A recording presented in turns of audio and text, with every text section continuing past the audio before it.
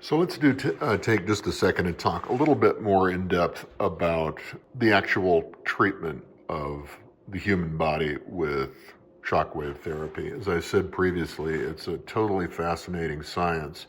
What happens is that within the body's bone marrow, there are an army of cells that are called mesenchymal stem cells. And those cells lie in wait within the bone marrow for some injury to happen to the human body. And when you get cut or hit or hurt in any way, sick, septic, what have you, those cells are signaled by injured cells to rush to the scene and do numerous different functions. They can rebuild new tissue, their stem cells, so they can turn into collagen, bone, skin, nerves. They're pluripotential cells, and they know just what to do. The problem is they just sit there and waiting for something to happen. And what the shockwave therapy actually does is it creates a little bit of micro trauma at the treatment site and signals those cells to come in and do their job. So using this machine, let's turn it on. Just want to give you a couple of thoughts about how to actually deliver therapy with this machine. So I'm going to just start with this universal setting. As you see, the display screen comes up. This has a 1500 count set. You can increase it further to 2500, 3000, or have fewer beats per treatment if you like. The strength setting is very important, and initially when you're treating yourself or a patient, you may see that they don't tolerate a higher bar pressure very well. It may be necessary to decrease that until they kind of get used to it. Ultimately, it doesn't really hurt. It's moderately uncomfortable, I guess, but very tolerable.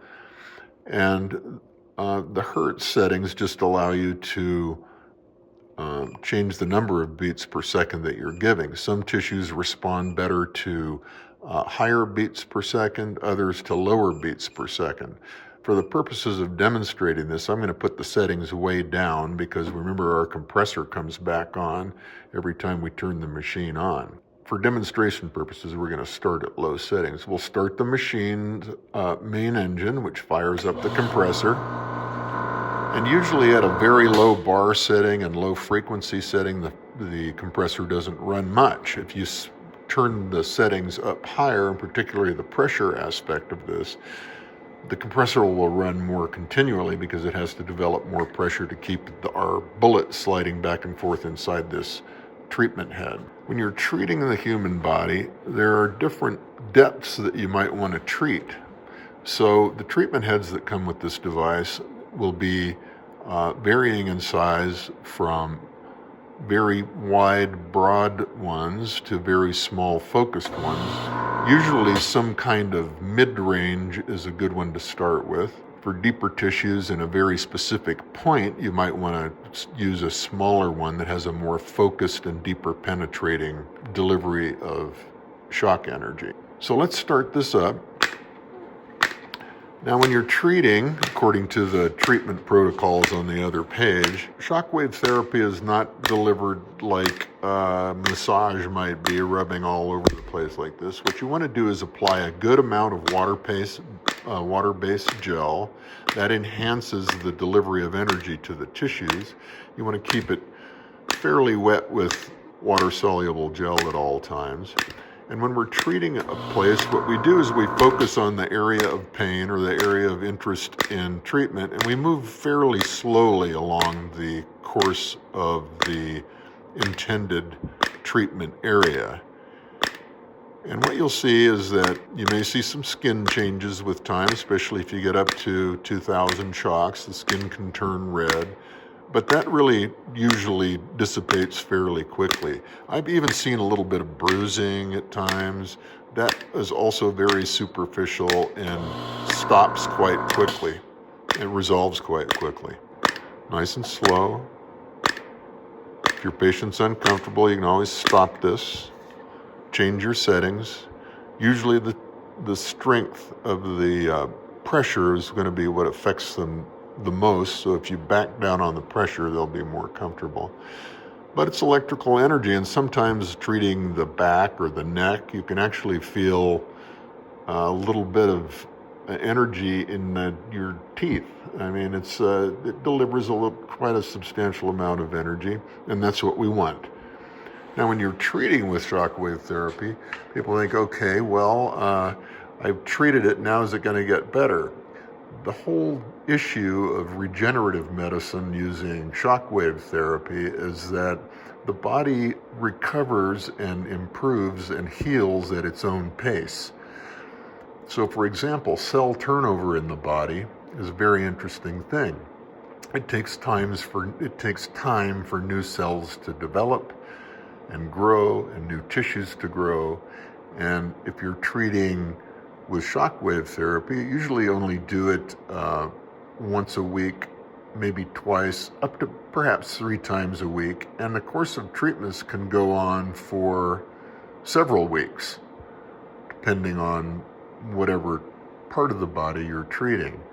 And results may not be notable for as long as 3 to 6 months. The point I'm trying to make, I guess, is that this is not going to happen overnight.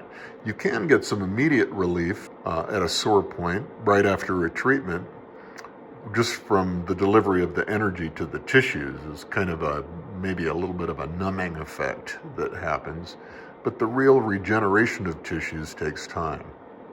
So one thing I'm going to put at the end of this video is a link to a set of guidelines that's from the Shockwave Therapy Institute that talks about how physicians, for instance, or practitioners, can address certain parts of the body with recommended treatment protocols.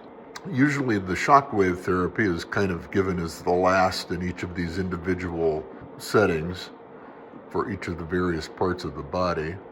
They recommend, for example, treatment therapy, physical therapy, heat, and that kind of thing, medications and so forth.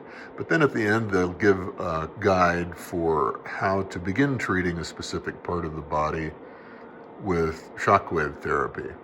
The link that I give you will talk about the strength settings, which on this machine and on many machines are described as bar pressure settings in a different format. They use millijoules per millimeter squared. And so what I also am going to include for you to look at is a diagram of how you can translate, for lack of a better word, into bar settings for millijoules per millimeter squared. So I think if you're going to use this machine, I do think that you need to do a little bit of homework first before you launch in and start treating yourself.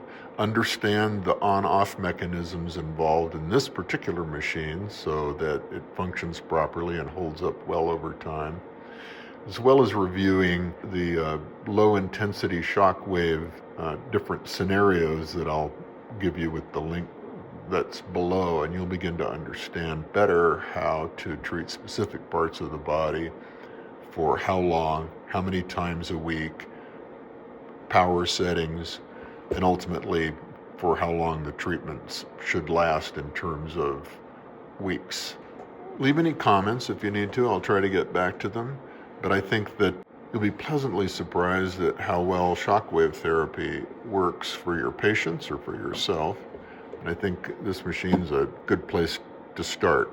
Let's turn this off by making sure the handle is off, stopping the main engine, going back, letting the pressure completely decompress, pressing the power off button, and reaching behind to turn off the power button. And then, of course, in the back, which I'm not showing you here, but it's self-evident, a little chamber that collects water from the atmospheric compression that happens, and drain that out every time after you've used the machine.